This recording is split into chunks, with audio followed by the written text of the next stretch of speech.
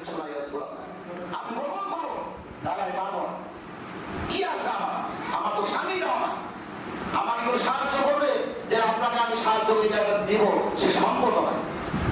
মুফাসসিরগণ লেখেন মহিলা যখন এমনি করে স্বামীর বর্ণনা দিলেন, বিশ্ব নবী পানির চোখ দিয়ে ঝরঝর করে দাঁড়িয়ে মোবারক পুরো ভিজে যাচ্ছে।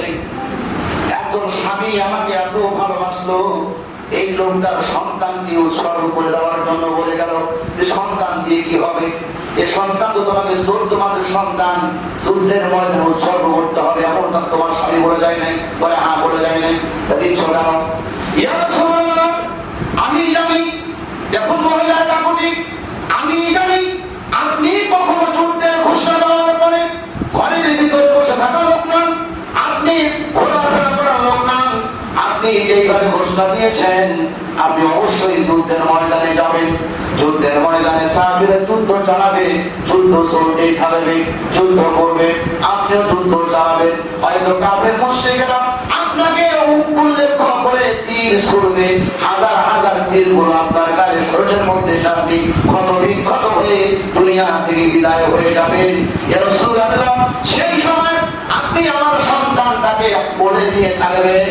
আপনাদের যখন পারস্যের সেনাবাহিনীরা আপনাকে আক্রমণ করবে, তীরগুলো ছুটতে লাগবে, আমার সন্তানটাকে দ্বারা আপনি ঢাল হিসাবে সন্তানটাকে ব্যবহার করবে, সন্তানটাকে ব্যবহার করবে। ডান দিক মারবে, ডান দিকে তুলে ধরবে, বাম দিক মারবে, বাম দিকে তুলে ধরবে, সামনে দেবে, সামনে মারবে। যতগুলো তীর আপনাকে নিক্ষেপ করবে, সব তীর যেন আমার এই 14 মাসের সন্তানটা দেয়।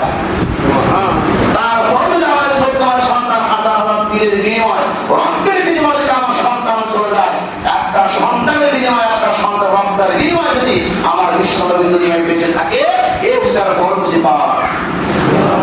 কিভাবে বলছিল, কিভাবে বলেছিল নবী?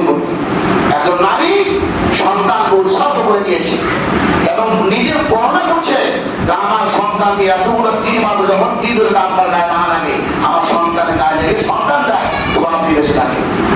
কেন? আপনার মতো নবী যদি দুনিয়া বেঁচে থাকে, অবশ্যই আমাদের এই মদিনায় একদিন না একদিন ইসলাম কায়েম হবে। প্রত্যেকটা সাহাবীদের, নারী সাহাবীদের, প্রত্যেকটা মানুষের একটাই আকাঙ্ক্ষা ছিল, ইসলামী রাষ্ট্র কায়েম করতে হবে, ইসলামী দিন, ইকামতের দিন প্রতিষ্ঠা করতে হবে। প্রত্যেকটা সাহাবী, প্রত্যেকটা মহিলা সাহাবী শুরু করে যুবকদের পর্যন্ত সবারই আকাঙ্ক্ষা ছিল নবী বেঁচে থাক, আমাকে আল্লাহ দুনিয়া থেকে বিদায় দেয় না। এজন্য খাব্বাবকে আমরা খাব্বাবের বড় অনেক কথা শুনেছি। খাব্বাব যেমন বিশ্ব রাসূলের মহব্বতের কারণে, যার ওনার ধর্মটাকে পালন করার কারণে তাকে আঙ্গার উপর সবাই দিয়া এমন ভাবে সবাই দিয়েছিল, আগুনের আঙ্গারে পড়তে পড়তে পড়তে পড়তে গোস্ত চর্বি সব পড়ে গেল। একটা মানুষকে আগুনের মধ্যে সিট করে সবাই দেওয়ার পর বলে তো পিঠ কি ঠিক থাকার কথা? পিঠ করে চামড়া পড়ে যাচ্ছে, গোস্ত পড়ে যাচ্ছে, চর্বিগুলো পড়তে পড়তে আস্তে আস্তে আল্লাহ রং করলো কি, ওই চর্বি দ্বারা আগুনটাকে নিভে। আল্লাহ পারে না এমন কোন জিনিস নাই। এজন্য আল্লাহ বলছে তুমি একটু সবর করো, তোমার প্রতি বিপদ আসছে, আমি আল্লাহর পক্ষ থেকে ফায়সালা আসবেই, তুমি চিন্তা করো আসবেই।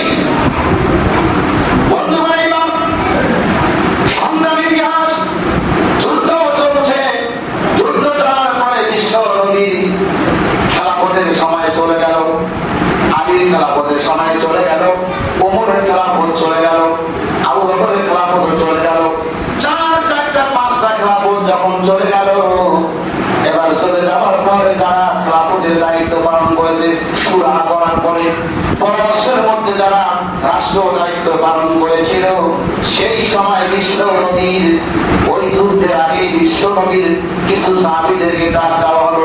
প্রায় 17 জন সাহাবীকে, কয়জন বললাম? 17 জন সাহাবীকে ডাক দেওয়া রাসূল। এই সাহাবীরা সব 17 সাহাবীদের মধ্যে একজন শুধু বয়সে বড় ছিল, যতগুলো বয়স ছিল তার মধ্যে একজনের বয়স একটু বেশি ছিল, মাত্র 16 থেকে 17 বছর। তাহলে একজনের বয়স যদি 17 বছর হয়, নিচের গুলো নিশ্চয়ই 15, 14, 12 এরকমই, যদিও একাধিক বয়স 17 বছর ছিল। এই লোকটার নাম ছিল আব্দুল্লাহ ইবনে হুদাফা। আব্দুল্লাহ ইবনে হুদাফাকে ডাক দেওয়া হলো, বলল তুমি তোমার নেতৃত্বে পারস্যের বর্ডার এলাকায় তুমি চলে যাও। যুদ্ধ হওয়ার আগে তাদেরকে পাঠানো হলো পারস্যের সেই বর্ডার এলাকায় পাহারা দিতে হবে, তারা কোন দিক দিয়ে আক্রমণ করতে পারে। এবার 17 জন যুবক আব্দুল্লাহ ইবনে হুযাফার নেতৃত্বে চলে গেল বর্ডার এলাকায়। বর্ডার এলাকায় যখন চলে গেল, পারস্যের সেনাবাহিনী তাদেরকে গ্রেফতার করে ফেলল। যখন গ্রেফতার করে 17 জন যুবক গ্রেফতার করে যখন নিয়ে গেছে, নিয়ে যাওয়ার পর তাদেরকে তো জামাই আদর রাখার কথা নয়, রাখার কথা। বন্ধুগণ, যুদ্ধ চলতে, যুদ্ধ শুরুর আগেই যখন পারস্যের বর্ডার এলাকা থেকে 17 জন সেনাবাহিনী তার যুবককে ধরে নিয়ে গেল, বিশ্ব নবীর দরবারে খবর পৌঁছে গেল। কে খবর দিল? এইবার এখানে মতামত হয়ে গেল। কিছু লোক বলেছে বিশ্ব নবী জানতেন না। 17 জন যুবককে ধরে না নিয়ে যাওয়ার পরে পারস্যের প্রধানমন্ত্রীর সামনে গিয়ে উপস্থাপন করা হলো। পারস্যের প্রধানমন্ত্রী সরাসরি জিজ্ঞেস করলো, 17 জনের মধ্যে তোমাদের নেতাকে? আব্দুল্লাহ ইবনে হুযাফা হাত উঠে বললেন যে আমি নেতা, আমার নেতৃত্বে এই 16 জন লোক চলে আসছে। তুমি তো যুবক মানুষ, তোমার কি ইমানি পরীক্ষা নেই? আমি আগেই বলেছি, ইমানের পরীক্ষা দিতে গিয়ে অনেক মানুষ দুনিয়া থেকে বিদায় হয়ে গেছে। যত পরীক্ষায় আসুক, আমরা সব সময় সব জায়গায় কার উপরে ইস্তেকামত থাকবো?